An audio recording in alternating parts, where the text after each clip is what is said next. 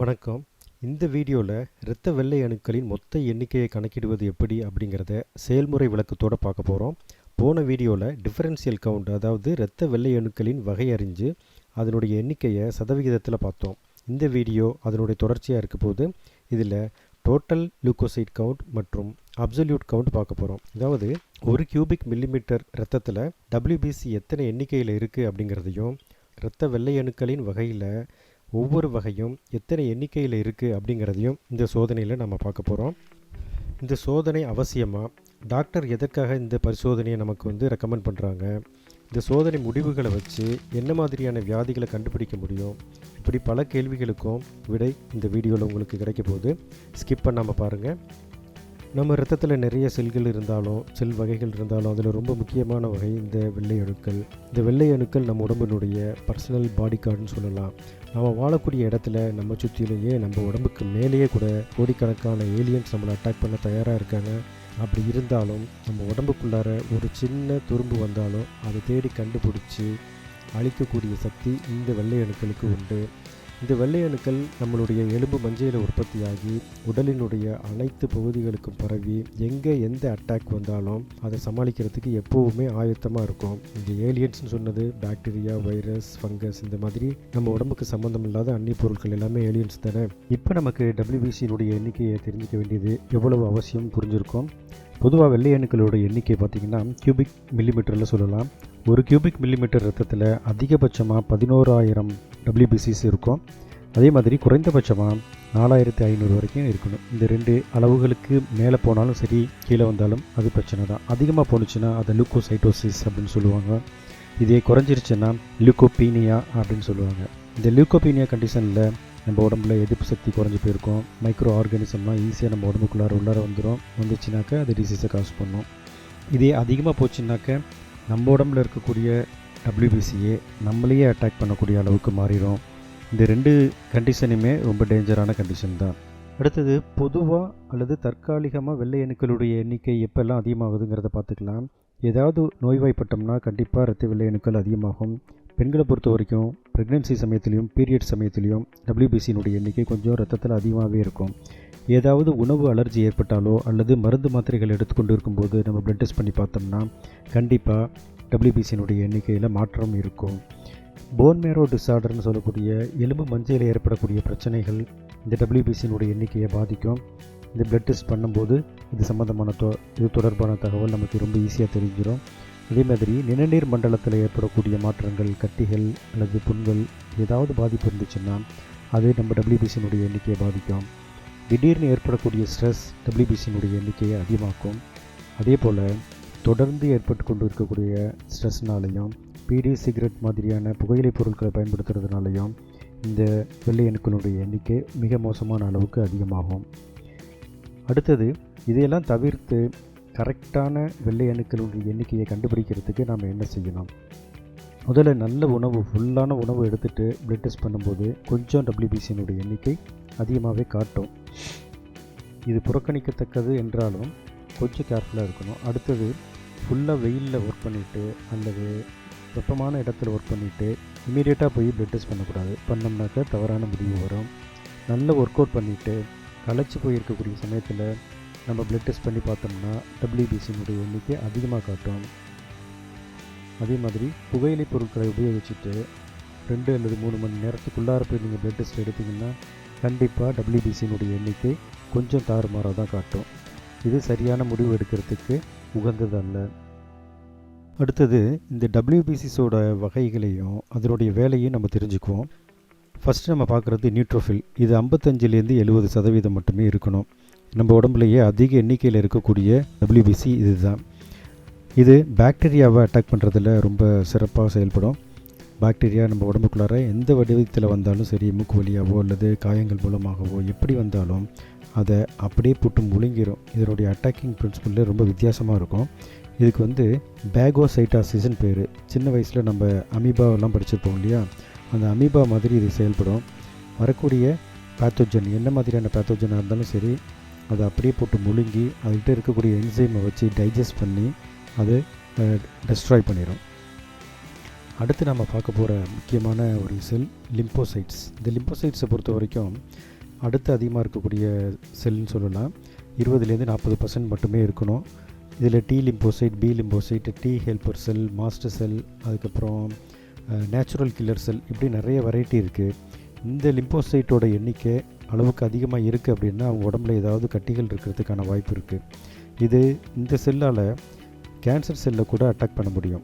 அதனால் யாராவது ஒருத்தருக்கு கேன்சர் இருக்குது அப்படின்னாக்கா இந்த லிம்போசைட்ஸோட எண்ணிக்கை ரொம்ப அதிகமாக இருக்கும். அதே ரிவர்ஸில் சொல்லி பாருங்கள், ஒருத்தருக்கு ரொம்ப அதிக அளவு லிம்போசைட்ஸ் இருக்குது அப்படின்னா அவங்க கேன்சர் இருக்குதா அப்படிங்கிற செக் பண்ணிக்கிறது ரொம்ப அவசியம். அடுத்து பார்க்க போகிறது மோனோசைட்ஸ். இந்த மோனோசைட்ஸை பொறுத்த வரைக்கும் வாஸ்ட் அட்டாக்கிங் வெப்பன்ஸ் இருக்கக்கூடிய செல் இந்த மோனோசைட்ஸ் தான். இதோட அளவு பார்த்திங்கன்னா 2-8% மட்டும்தான் இருக்கும் பிளட்டில். ஆனால் இது வைரஸ், ஃபங்கஸ், பாக்டீரியா, புரோட்டோசோவா இது எல்லாத்தையும் அட்டாக் பண்ணக்கூடிய அளவுக்கு பவர்ஃபுல்லான ஒரு WBC, பவர்ஃபுல் சோல்ஜர்னு சொல்லலாம். ஸோ இதனுடைய எண்ணிக்கை ஒருத்தரோட உடம்புல ரொம்ப அதிகமாக இருக்குது அப்படின்னா அவங்களோட உடம்புல ஏதோ அட்டாக் நடந்துகிட்ருக்கு அப்படின்னு அர்த்தம். உதாரணத்துக்கு பாக்டீரியல் அட்டாக் இருக்குது அப்படின்னாக்கா அதிகமாகும். வைரல் ஃபீவர் வரும்போது இதனுடைய எண்ணிக்கை அதிகமாகும். ஆனால் ஃபீவர் முடிஞ்ச கொஞ்ச நாள்லேயே நார்மல் லெவலுக்கு வந்துடும். தொடர்ந்து இந்த மோனோசைட்டோட எண்ணிக்கை அதிகமாக இருக்குது அப்படின்னாக்கா அவங்களுக்கு கண்டிப்பாக ஃபங்கல் அட்டாக் இருக்குதுன்னு அர்த்தம். அடுத்தது பார்க்க போகிறது ஈசினோஃபில். இந்த ஈசினோஃபில் எல்லாருக்கும் தெரிஞ்ச ஒரு WBC. இது அலர்ஜென்ட் ஏதாவது நம்ம மூக்கு வழியாக உள்ளார போணுச்சுன்னா இதனுடைய எண்ணிக்கையை அதிகப்படுத்திக்கும். மூக்கு வழியாக மட்டும் இல்லை, சாப்பிட்டாலும் தான். இது அதிகமாகச்சுனாக்கா ரன்னிங் நோஸ், மூக்கு ஒழுகிட்டு இருக்கும், தென் கண்ணில் எரிச்சல் இருக்கும், தென் ஸ்கின்னில் அரிப்பு இருக்கும், இந்த மாதிரிலாம் இருக்கும். இதனுடைய வேலை வந்திருக்கக்கூடிய ஃபாரின் பாடியை டிசால்வ் பண்ணி வெளியில் அனுப்பணும், அவ்வளோதான். அடுத்து பார்க்க போகிறது பேசோஃபில். இந்த பேசோஃபிலோட எண்ணிக்கை ரொம்ப கம்மியான அளவு தான் இருக்கும். 0.5% to 1% தான் இருக்கும். இதுக்கும் எல்லா விதமான பேரசைட்டையும் அட்டாக் பண்ணக்கூடிய பவர் உண்டு. இதனுடைய அளவு வழக்கத்துக்கு அதிகமாக இன்க்ரீஸ் ஆச்சு அப்படின்னா அது லியூக்கீமியாங்கிற பிளட் கேன்சருக்கு உண்டான அறிகுறியாக இருக்கும். அப்படி இல்லைன்னா ஆட்டோ இம்யூன் டிஸார்டராக இருக்கலாம். சம்டைம் இந்த ஆட்டோ இம்யூன் டிசீஸ்னால் மூட்டு வலி இருக்குது அப்படிங்கிற பட்சத்தில் நம்ம இமீடியட்டாக போய் இந்த பிளட் டெஸ்ட் பண்ணிக்க வேண்டியது அவசியம். ஏன்னா இது ருமட்டாய்டு ஆர்த்தரைட்டிஸ்ன்னு சொல்லக்கூடிய எலும்பு சம்பந்தமான வியாதியாக கூட இருக்கலாம். அப்படி இல்லைன்னாக்கா ருமாட்டிக் ஹார்ட் டிசீஸ்ன்னு சொல்லக்கூடிய இதய வாழ்வு சம்பந்தப்பட்ட வியாதியாக கூட இருக்கலாம். இதுக்கு இம்மீடியட்டாக ஃபர்தர் இன்வெஸ்டிகேஷன் அவசியம். இப்போ நாம் ப்ரொசீஜருக்குள்ளார போகலாம். MBBS ஸ்டூடெண்ட்ஸுக்கான ஃபஸ்ட் இயர் ஃபிசியாலஜி ப்ராக்டிக்கல் மேனுவல்லேருந்து இந்த ப்ரொசீஜரை நம்ம ஃபாலோ பண்ண போகிறோம். இதில் டீட்டெயிலாக இருக்குது எப்படி WBC கவுண்ட் பண்ணுறது, அதில் இருக்கக்கூடிய சிக்னிஃபிகன்ஸ் என்ன, எல்லாத்தையும் நம்ம டீட்டெயிலாக பார்க்கலாம். இப்போ இந்த ப்ரொசீஜர் ஆரம்பிக்கிறதுக்கு முன்னாடி இதுக்கு தேவையான பொருட்கள் என்ன அப்படிங்கிறத பார்த்துருவோம். முதல்ல ஹீமோசைட்டோமீட்டர் அப்படிங்கிற ஒரு செட்டப் தேவை. இது வேறு ஒன்றும் இல்லை, 2 பிட்பட்டும் ஒரு சாம்பரும் இருக்கும், கவுண்டிங் சாம்பரும் இருக்கும். இது என்னங்கிறத அப்புறம் பார்க்கலாம். WBC டைல்யூட்டிங் ஃப்ளூயிட் டர்ட் சொல்யூஷன் தேவைப்படுது. அடுத்தது நாம் யூஸ் பண்ணக்கூடிய பிட்பட்டெல்லாம் க்ளீன் பண்ணுறதுக்கு, அது ரிங்ஸ் பண்ணுறதுக்கு சோடியம் சிட்ரேட் தேவைப்படும். இது பிளட் கிளாட் ஆகிறத தடுக்கும். இந்த பிட்பட்டை பொறுத்த வரைக்கும் ரொம்ப மைக்ரோ கேப்லரி டியூப். இதுக்குள்ளார பிளட் எடுக்கும்போது பிளட் கிளாட் ஆகி இதை அடைச்சிக்கிறதுக்கான வாய்ப்பு அதிகம். அதை அவாய்ட் பண்ணுறதுக்காக நம்ம இந்த சோடியம் சிட்ரேட் சொல்யூஷனை யூஸ் பண்ணுறோம்.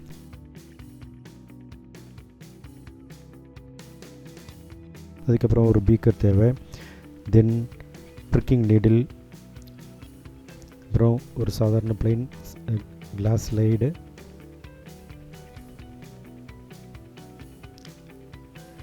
அப்புறம் காட்டன், ஸ்பிரிட், இதெல்லாம் நமக்கு தேவை. இப்போ இந்த ஹீமோசைட்டோமீட்டரில் இருக்கக்கூடிய காம்போனன்ட்ஸ் எல்லாத்தையும் பார்த்துருவோம். இந்த ஹீமோசைட்டோமீட்டரில் இருக்கக்கூடிய WBC பிட்பட்டை கொஞ்சம் ஆல்ட்ரு பண்ணி வச்சுருக்கேன். அது என்ன அப்படிங்கிறத நான் அப்புறம் சொல்கிறேன். இது RBC பிட்பட். இது RBCயை கவுண்ட் பண்ணுறதுக்கு யூஸ் பண்ணணும், RBCயை டைல்யூட் பண்ணுறதுக்கு இது யூஸ் பண்ணணும். RBC கவுண்டிங் போது இது யூஸ் பண்ணலாம். இதில் ரெட் கலரில் மவுத் பீஸ் இருக்கும், நடுப்புற ஒரு பல்ப் இருக்கும். இந்த பல்பில் பார்த்திங்கன்னா ரெட் கலரில் ஒரு பீட் இருக்கும். இதுதான் RBC எடுக்கக்கூடிய பிட்பட் அப்படிங்கிறதுக்கான இண்டிகேஷன். இந்த மவுத் பாத்தை வச்சு தான் நம்ம லைட்டாக சக் பண்ணி நம்ம பிளட்டை இந்த டியூப்குள்ளார எடுக்கணும், இந்த பிட்பெட்குள்ளார எடுக்கணும். ஒரே நேரத்தில் வீடியோவும் எடுத்துக்கிட்டு பிளட்டையும் சக் பண்ண முடியாது அப்படிங்கிறதுனால ஒரு சின்ன சிரிஞ்சை இது கூட அட்டாச் பண்ணி வச்சுட்டேன். ஒரு 1 ml சிரிஞ்சை இது கூட அட்டாச் பண்ணி வச்சுட்டேன். இப்போ நான் இதை ஆப்ரேட் பண்ணுறது எனக்கு கொஞ்சம் ஈஸியாக இருக்கும். இந்த பிட்பெட்டை பொறுத்த வரைக்கும் ஒரு ஆர்ம் இருக்குது பார்த்திங்களா, இதோட எண்டில் ஒரு சின்ன ஹோல் இருக்கும். அந்த ஹோல் வழியாக பிளட்டை நம்ம உள்ளார இழுக்கணும். இதில் காலிப்ரேஷன்ஸ் இருக்குது. இது வந்து எம்எல் கணக்கு அதெல்லாம் பார்க்க வேண்டாம், இது வந்து பார்ட் கணக்கு தான். இப்போ இதோட எட்ஜிலேருந்து 0.5 அப்படின்னு போட்டிருக்கு இல்லையா, அது வரைக்கும் நாம் பிளட் எடுக்கணும். எட்ஜிலேருந்து இது 0.5ன்னு போட்டிருக்கு பாருங்கள், அது வரைக்கும் நம்ம பிளட் எடுத்துக்கணும். ரிமைனிங் பார்ட் ஃபுல்லாக இந்த WBC டைலூட்டிங் ஃப்ளூயிடை எடுத்துக்கணும்.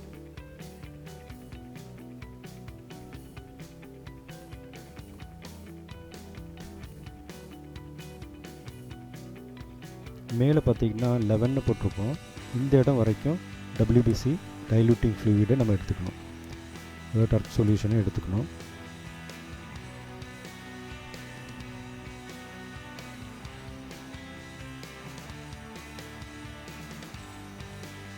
இப்படி எடுக்கிறதுனால பிளட் ஆனது கிட்டத்தட்ட 20 மடங்கு டைலூட் ஆகும்.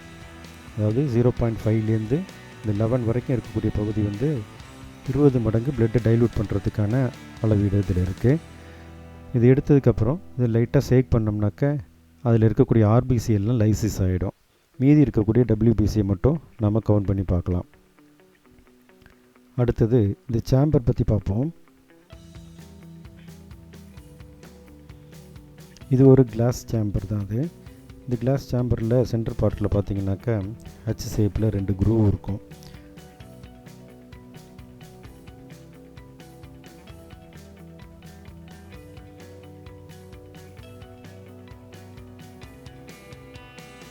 இந்த ஹெச்சில் சென்டர் பார்ட்டில் பார்த்தீங்கன்னாக்கா காலிப்ரேஷன்ஸ் இருக்கும். அது வெறுங்கண்ணில் பார்த்தோம்னா தெரியாது. அட்லீஸ்ட் ஒரு 10x 5x மைக்ரோஸ்கோப்பில் வச்சு பார்த்தோம்னா தான் ஓரளவுக்கு அந்த ஸ்கேல்ஸ் எல்லாம் நல்லா தெரியும். இந்த இடத்துல தான் நம்ம கவுண்டிங் பண்ண வேண்டிய ஏரியா. இந்த செல்ஸை கவுண்ட் பண்ணுறதுக்கு இந்த 2 ஏரியாலையும் நம்ம கவுண்ட் பண்ண வேண்டியிருக்கும். இந்த 2 ஏரியாவில் ஏதாவது ஒரு ஏரியாவில் நம்ம கவுண்ட் பண்ணால் போதும்.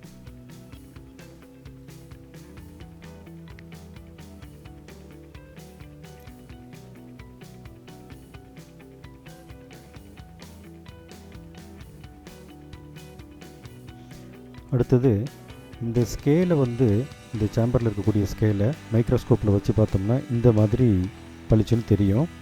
இதில் சென்டர் பார்ட் இருக்குது பார்த்திங்களா, ரெட் கலரில் 4 1 5 மார்க் இருக்குது பாருங்கள். அது வந்து RBCயை கவுண்ட் பண்ணுறதுக்கான ஏரியா. அதை பற்றி நம்ம இப்போ பார்க்க வேண்டாம். மீதி இருக்கக்கூடிய அந்த ப்ளூ ஏரியாஸ் எல்லாமே WBCயை கவுண்ட் பண்ணுறதுக்கான ஏரியாஸ். இதில் பார்த்திங்கன்னா 4 பெரிய ஸ்கொயர்ஸ் இருக்கும்.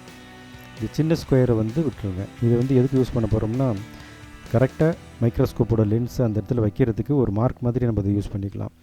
மீதி இருக்கக்கூடிய ப்ளூ ஏரியா இருக்குது இல்லையா, 4 ஏரியா, இது எல்லாமே நம்ம WBC செல்ஸை கவுண்ட் பண்ணுறதுக்கான ஏரியாஸ். இப்போ ஃபோக்கஸ் பண்ண வேண்டியது இந்த இடத்துல. ஃபோக்கஸ் பண்ணி ரைட்டில் திரும்பினோம்னா இந்த இடத்துல 4 சின்ன சின்ன கட்டங்கள் இருக்கும். இந்த 4 சின்ன கட்டங்களில் இருக்கக்கூடிய WBC செல்ஸ் என்ன தெரியுதோ அது எல்லாத்தையும் நம்ம கவுண்ட் பண்ணி எழுதிக்கணும். இதில் பார்த்திங்கன்னா 4 × 4 16 ஸ்கொயர்ஸ் இருக்கும். இந்த பெரிய ஸ்கொயரில் சின்ன ஸ்கொயர் 16 ஸ்கொயர்ஸ் இருக்கும். இந்த 16 ஸ்கொயர்ஸ்லேயும் இருக்கக்கூடிய செல்ஸை ஒன்றையும் கவுண்ட் பண்ணி இந்த மாதிரி ஒரு பேப்பரில் நம்ம எழுதிக்கணும். ஃபஸ்ட்டு டாப் லெஃப்டில் இருக்கக்கூடிய சின்ன ஸ்கொயரை நம்ம வந்து சின்ன ஸ்கொயரில் இருக்கக்கூடிய செல்ஸை வந்து கவுண்ட் பண்ணி எழுதிக்கணும். அடுத்தது அதுக்கு அடுத்த ரைட் ஹேண்ட் சைடில் இருக்கக்கூடிய செல், அதுக்கப்புறம் அதுக்கு அடுத்தது அதுக்கப்புறம் கீழே வரணும். கீழே வந்து அப்படியே ரிவர்ஸில் போகணும், லெஃப்ட் ஹேண்ட் சைடு போகணும். இப்போ இந்த போகிற வழியில் இருக்கக்கூடிய எல்லா செல்ஸையும் கவுண்ட் பண்ணி இதே மாதிரி ஒரு பேப்பர்லேயோ அல்லது ஒரு சார்ட்லேயோ எழுதி வச்சுக்கணும். எழுதி வச்சுக்கிட்டு அங்கேருந்து லெஃப்ட் போனீங்கன்னா அடுத்த 16 ஸ்கொயர்ஸ் பெரிய ஸ்கொயர்ஸ் தெரியும். அந்த ஸ்கொயர்ஸில் இருக்கக்கூடிய செல்ஸையும் இதே மாதிரி வரிசையாக எண்ணிக்கணும். மிஸ்டேக் வரக்கூடாது, ஒரு செல் கூட மிஸ் ஆகக்கூடாது. இப்படி கவுண்ட் பண்ணிக்கிட்டே வரணும். தென் இங்கே யூட்டன் அதே மாதிரி யூட்டன் போட்டு ஃபுல்லாக இங்கே இருக்கக்கூடிய எல்லா செல்ஸையும் கவுண்ட் பண்ணி முடிச்சுட்டு அங்கேருந்து நேராக ஸ்ட்ரெயிட்டாக கீழ் நோக்கி வர்றீங்க. ஸோ இந்த லைனை வந்து ஒரு பார்டர் லைனாக அல்லது ஒரு மார்க்கராக வச்சுக்கிட்டு இங்கே வந்தோம்னா another 16 ஸ்கொயர்ஸ் இருக்கும். அதுலேயும் கவுண்ட் பண்ணி முடிச்சுட்டு அப்படியே ரைட் சைட் போனீங்கன்னா another 16 இருக்கும். இந்த ஸ்கொயர்ஸ் ஃபுல்லாக நம்ம கவர் பண்ண வேண்டிய ஏரியாஸ். இது எல்லாத்துலேயும் இருக்கக்கூடிய செல்ஸ் எல்லாத்தையும் கவுண்ட் பண்ணி இந்த மாதிரி எழுதிக்கணும். அப்படி கவுண்ட் பண்ணி முடித்ததுக்கப்புறம் வரக்கூடிய டோட்டல் நம்பர் ஆஃப் செல்ஸ் இருக்கு இல்லையா, அதை தான் என்னன்னு வச்சுக்கணும். வச்சுட்டு தான் நம்ம கால்குலேஷனை ஸ்டார்ட் பண்ண போகிறோம். இப்போ நம்ம பார்த்துட்ருக்கிறது ஆர்பிசியை கவுண்ட் பண்ணுறதுக்கான சாம்பரோட ஸ்கேல்ஸ். இது தான் நம்ம வந்து ஃபோக்கஸ் பண்ணி வச்சுட்டு இங்கேருந்து நேராக மேல் நோக்கி போகணும். அதாவது மைக்ரோஸ்கோப்பில் மேலே கீழே அப்படிங்கிறது மாறி வரும், நம்ம பார்த்துக்கணும் அதுக்கு தகுந்த மாதிரி. இப்போ நேராக மேல் நோக்கி போனீங்கன்னாக்கா ஒரு எம்டி ஸ்பேஸ் வந்து பாருங்கள், ஸ்கொயர் இல்லாமல்.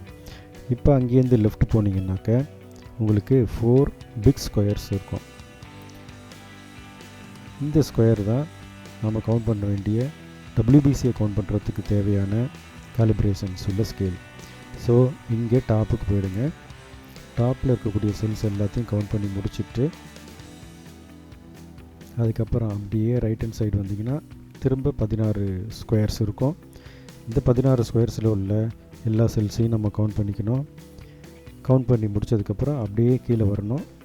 இதில் லெஃப்ட் ஹேண்ட் சைடு பார்த்தீங்கன்னா 3 லைன்ஸ் இருக்கு இல்லையா, அதை கைட் லைனாக வச்சுக்கணும். தென் இங்கே ஒரு 16 ஸ்கொயர்ஸ் இருக்கும். இந்த 16 ஸ்கொயர்ஸில் இருக்கக்கூடிய செல்ஸையும் நம்ம கவுண்ட் பண்ணிக்கிறோம். கவுண்ட் பண்ணி முடிச்சுட்டு தென் லெஃப்ட் சைட் போனோம்னா மறுபடியும் 16 ஸ்கொயர்ஸ் இருக்கும். இதில் இருக்கக்கூடிய செல்ஸையும் கவுண்ட் பண்ணிக்கணும்.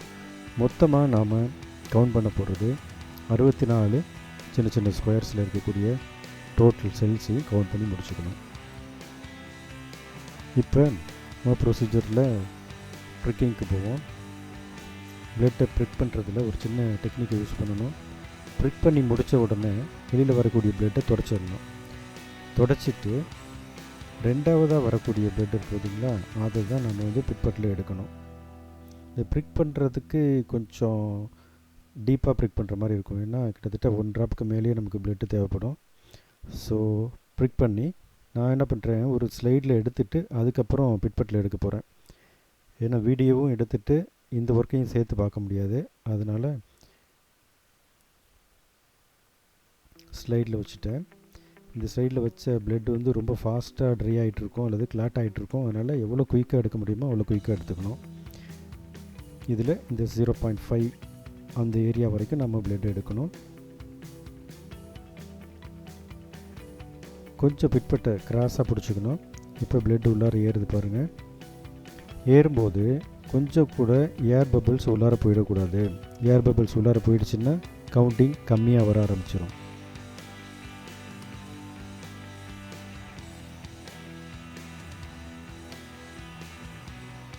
கரெக்டாக 0.5 அந்த மார்க் வரைக்கும் நம்ம பிளட் எடுக்கணும். அதுக்கு அதிகமாக எடுத்துட்டிங்கன்னா கவுண்டிங் கூட காட்ட ஆரம்பிச்சிடும்.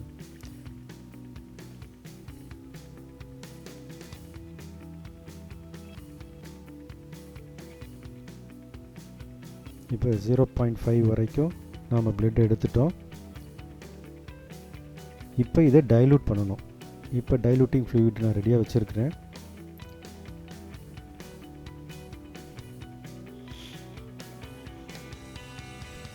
இந்த மார்க் வரைக்கும் நாம் ஃப்ளூயிட் எடுக்கணும். ஃப்ளூயிடை முடிஞ்ச அளவுக்கு கொஞ்சம் ஃபாஸ்ட்டாக எடுத்துடணும். இந்த டபிள்யூபிசிக்கிட்ட ஒரு சின்ன தொந்தரவு இருக்குது. இப்போ நம்ம யூஸ் பண்ணிகிட்டு இருக்கக்கூடிய பிட்பட் வந்து டபிள்யூபிசியை பொறுத்த வரைக்கும் ஃபாரின் பாடி. அதனால் இந்த பிட்பட்டோட சர்ஃபேஸில் போய் அட்டாச் ஆகிட்டு அது அங்கே அட்டாக் ஆரம்பிச்சிடும். அதனால் நமக்கு கவுண்டிங் வந்து குறைஞ்சி போகிறதுக்கு வாய்ப்பு இருக்குது. அதனால் எவ்வளோ சீக்கிரமாக எடுக்க முடியுமோ அவ்வளோ சீக்கிரமாக எடுத்துடணும். இப்போ பார்ட் 11 வரைக்கும் நான் வந்து ஃப்ளூயிட் எடுத்துட்டேன்.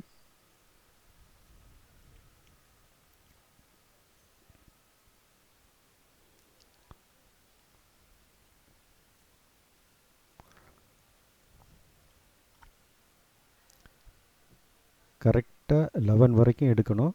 11க்கு மேலே எடுத்திங்கனாக்கா ஓவர் டைல்யூட் ஆகிடும். ஓவர் டைல்யூட் ஆணுச்சுனாலும் கவுண்டிங் வந்து குறைஞ்சிரும். இப்போ கரெக்டாக இருக்குது. பிட்பட்டோட மவுத் பார்ட்டை வந்து க்ளோஸ் பண்ணிவிட்டு இது நல்லா ஷேக் பண்ணணும்.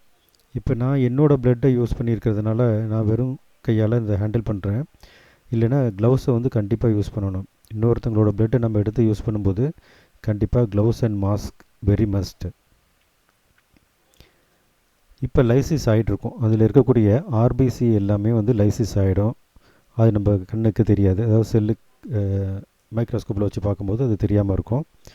பட் டபிள்யூபிசி மட்டும் என்ன பண்ணோம்னா கொஞ்சம் டைஸை வந்து அப்சர்வ் பண்ணிகிட்டு இருக்கோம். அடுத்தது இந்த ஸ்டெம்மில் இருக்கக்கூடிய அந்த லிக்விடை மட்டும் கொஞ்சம் நம்ம வெளியில் எடுத்துடணும். அதாவது 0.5 அதுக்கு மேலே வந்து 1ன்னு போட்டிருக்கக்கூடிய ஏரியா இருக்கு இல்லையா, அது வரைக்கும் இருக்கக்கூடிய இந்த டைலூட்டட் லிக்விடை நம்ம வெளியில் எடுத்துருவோம். ஏன்னா அந்த இடத்துல செல்ஸ் இருக்காது, வெறும் லிக்விட் மட்டும்தான் இருக்கும். இப்போ நாம் சேம்பர் எடுத்துக்குவோம். இந்த சேம்பரில் ஒரு கவர் ஸ்லிப்பை வச்சு முதல்ல க்ளோஸ் பண்ணிடணும்.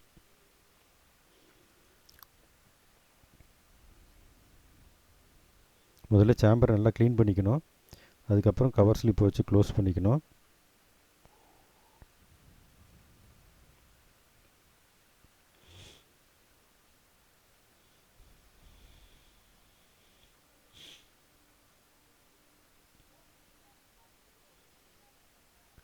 இப்போ இந்த கவர் ஸ்லிப்புக்கும் சேம்பருக்கும் இடையில் பார்த்திங்கன்னா, சேம்பரோட சென்டர் பார்ட்டுக்கும் இடையில் பார்த்திங்கன்னா ஒரு சின்ன கேப் இருக்கும்.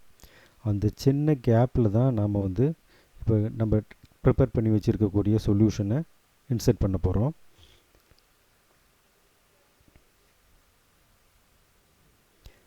சேம்பரில் 2 கவுண்டிங் ஸ்கேல்ஸ் இருக்குது. அதனால் நான் ரெண்டுத்தையுமே ஃபில் பண்ணுறேன். ரொம்ப கரெக்டாக ஏர் பபிள்ஸ் இல்லாமல் கரெக்டான அளவு நம்ம அதை ஃபில் பண்ணணும். ஓவர்ஃப்ளோ ஆகாமல் பார்த்துக்கணும். அதே மாதிரி ஏர் பபிள்ஸ் வராமையும் பார்த்துக்கணும். இப்போ ஃபில் பண்ணியாச்சு.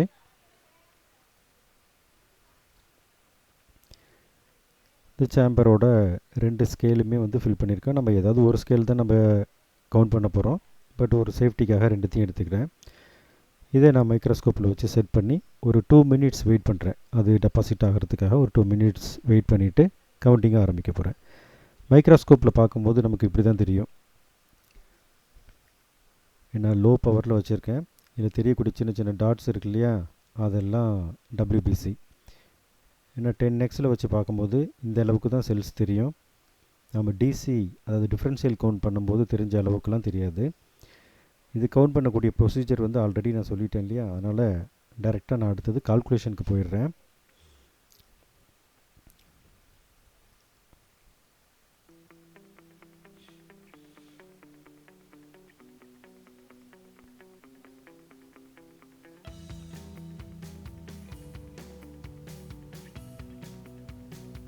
இந்த கோட்டுக்கு வெளியில் தெரியக்கூடிய செல்ஸை நம்ம கவுண்ட் பண்ணக்கூடாது.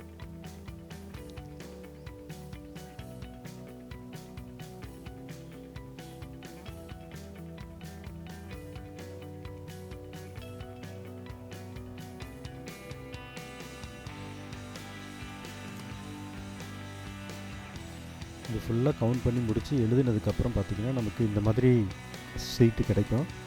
இந்த சீட்டில் பார்த்திங்கன்னா ஃபஸ்ட்டு ஸ்கொயரில் 4 செல் இருந்தது. அது 4 செல் எழுதியிருக்கேன். அடுத்ததில் 3, 1 அப்புறம் செல்ஸே இல்லாத ஸ்கொயரும் இருக்குது. இது எல்லாத்தையும் தெளிவாக எழுதி வச்சுக்கிறோம். இப்போ எனக்கு மொத்தமாக 64 ஸ்கொயர்ஸில் எத்தனை செல்ஸ் இருக்குது அப்படிங்கிற டோட்டலை பண்ணி வச்சுக்கிறேன். இந்த கவுண்ட் பண்ணும்போது சில ரூல்ஸை ஃபாலோ பண்ணணும். இந்த ஸ்கொயர்ஸுக்கு வெளியில் இருக்கக்கூடிய செல்ஸை வந்து அல்லது ஸ்கொயர் அந்த லைன் மேலே இருக்கக்கூடிய செல்ஸை வந்து நம்ம கவுண்ட் பண்ணக்கூடாது. பட் 2 ஸ்கொயருக்கும் நடுப்புற இருக்கக்கூடிய லைனில் இருக்கக்கூடிய செல்ஸை ஏதாவது ஒரு செல்லோடு சேர்த்துக்கணும், ஒரு ஸ்கொயரோடு சேர்த்துக்கணும். உதாரணத்துக்கு கீழே உள்ள லைனில் இருந்துச்சுன்னா அதை மேலே உள்ள செல்லில் சேர்த்துக்கணும். அதே மாதிரி லெஃப்ட் சைடில் இருக்கக்கூடிய செல்ஸை ஃபஸ்ட்டு ஸ்கொயரில் சேர்த்துக்கிறோம். அதே மாதிரி அடுத்த ஸ்கொயரில் இருக்கக்கூடிய லெஃப்ட் லைனில் ஒரு செல் இருந்துச்சுன்னா அதை அடுத்த செல்லில் சேர்த்துக்கணும். இப்படி டோட்டலாக இந்த ஸ்கொயர் எல்லாத்தையுமே கவுண்ட் பண்ணி முடித்ததுக்கப்புறம் நம்ம கால்குலேஷனுக்கு வருவோம்.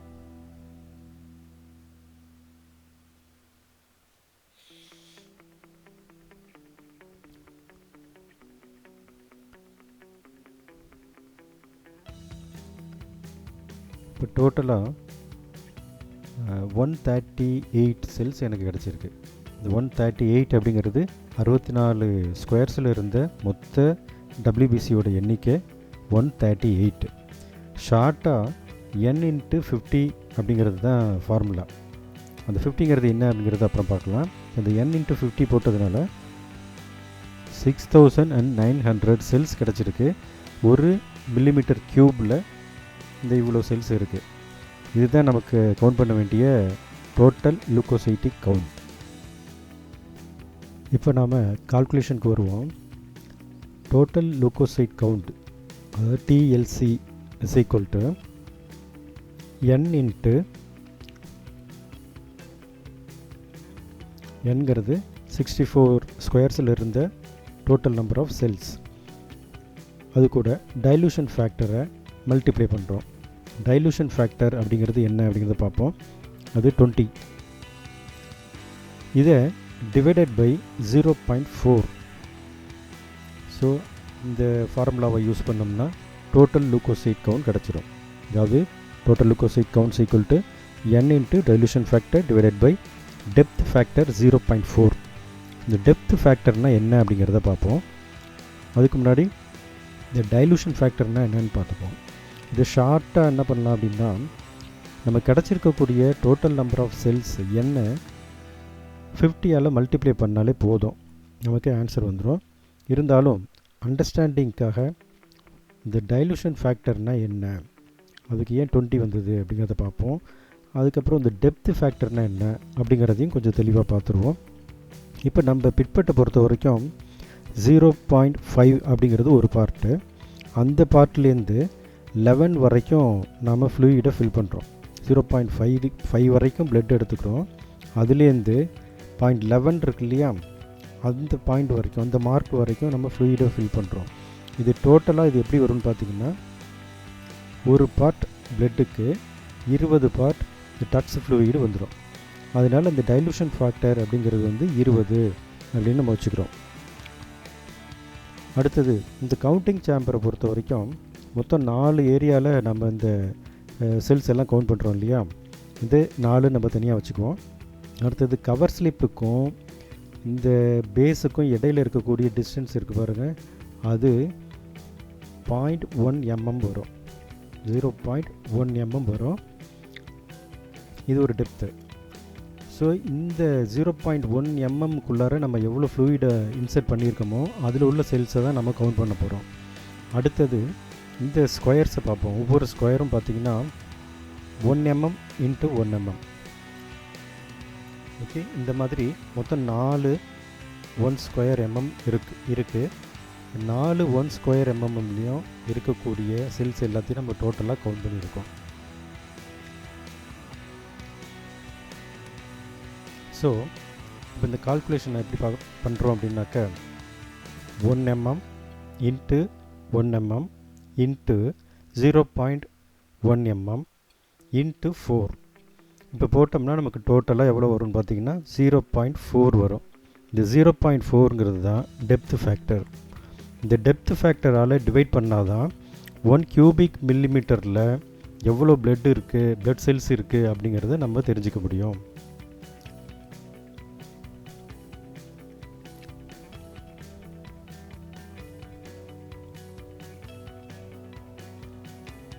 இது வரைக்கும் டோட்டல் WBC என்ன அப்படிங்கிறத பார்த்துட்டோம். இப்போ ஒவ்வொரு செல்லும் ஒவ்வொரு வகையும் எத்தனை நம்பர்ஸில் இருக்குது அப்படிங்கிறது ரொம்ப முக்கியம். அதுக்கு ஒரு சின்ன கால்குலேஷன். இப்போ நம்ம டோட்டல் நம்பர் ஆஃப் WBC 6900, அதாவது 6900 இருக்குது. இந்த 6900 நம்ம பேசிக்காக வச்சுக்குவோம். வச்சுட்டு இதுக்கு முன்னாடி போன வீடியோவில் டிஃப்ரென்ஷியல் கவுண்ட் பார்த்தோம் இல்லையா, அந்த டிஃப்ரென்ஷியல் கவுண்ட் ரிசல்ட்டை இது கூட மல்டிப்ளை பண்ண போகிறோம். எப்படி பண்ணுறதுன்னு பார்ப்போம். போன வீடியோவில் பார்த்தோம்னாக்க ஒவ்வொரு செல்லோட பர்சன்டேஜும் நமக்கு தெளிவாக கிடச்சிருக்கு.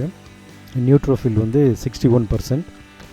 அதே மாதிரி ஒவ்வொன்றும் லிம்போசைட் எவ்வளோ இருக்குது, மோனோசைட் எவ்வளோ இருக்குது, எல்லாத்தையும் அப்படி தெளிவாக நம்ம பார்த்துருக்கோம். அந்த வீடியோ பார்க்காதவங்க பார்த்துட்டு வந்துடுங்க. நமக்கு கிடச்சிருக்கக்கூடிய இந்த ரிசல்ட்டை இப்போ நம்ம டோட்டலாக 6900 செல்ஸ் கவுண்ட் பண்ணி வச்சுருக்கோம் இல்லையா, அது கூட மல்டிப்ளை பண்ண போகிறோம். எப்படி மல்டிப்ளை பண்ணணும்னா, ஏற்கனவே இருக்கக்கூடிய அந்த 61 நியூட்ரோஃபில் அப்படிங்கிறது வந்து பர்சன்டேஜில் இருக்குது. ஓகேவா, 61% நியூட்ரோஃபில் இருக்குது. ஸோ 61/100 இன்ட்டு 6900 இது போட்டோம்னாக்க 4209 செல்ஸ் கிடைக்கும். இதுதான் நியூட்ரோஃபில்லோட மொத்த எண்ணிக்கை. ஒரு கியூபிக் மில்லிமீட்டர் பிளட்டில் டோட்டலாக என்னோடய பிளட்டில் இருந்த நியூட்ரோஃபில்லோட எண்ணிக்கை பார்த்திங்கன்னா 4209. அதே மாதிரி அடுத்தடுத்த செல்ஸையும் நான் வந்து கவுண்ட் பண்ணி போட்டுட்டேன்.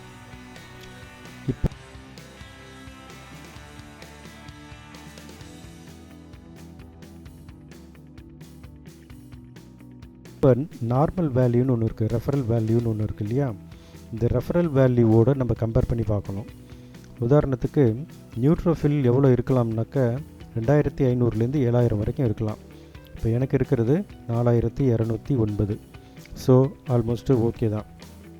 அதே மாதிரி அடுத்த வேல்யூலாம் பார்த்திங்கன்னா எல்லாமே ஆல்மோஸ்ட் கரெக்டாக தான் இருக்குது. அடுத்தது ஈஸ்னோஃபில் அண்டு பேசோஃபில் பார்க்கும்போது கொஞ்சம் அதிகமாக இருக்குது. பாருங்கள் 345 இருக்குது இல்லையா. ஆனால் 300 தான் மேக்ஸிமம் லெவலே. இது கரெக்டான ரிசல்ட்டு தான். எதை வச்சு சொல்கிறேன்னா, நான் இந்த பிளட் எடுக்கும்போது கோல்டு அண்ட் ஃபீவர் இருந்தது. ஸோ ஒரு சாதாரண ஒரு இன்ஃபெக்ஷன் தான், மைல்டு கோல்டு அண்டு கொஞ்சம் ஃபீவர். அதனால இந்த ஈஸ்னோஃபில் வந்து ரைஸ் ஆகிருக்கு. ஸோ நம்ம பண்ண இந்த டெஸ்ட் வந்து கரெக்டு தான். இந்த வீடியோ உங்களுக்கு யூஸ்ஃபுல்லாக இருந்திருக்கும், பிடிச்சிருக்கும்னு நம்புகிறேன். இன்னும் பல வீடியோவுக்கு நம்ம சேனலை சப்ஸ்கிரைப் பண்ணிக்கோங்க, உங்கள் ஃப்ரெண்ட்ஸுக்கும் ஷேர் பண்ணிக்கோங்க. தேங்க்யூ.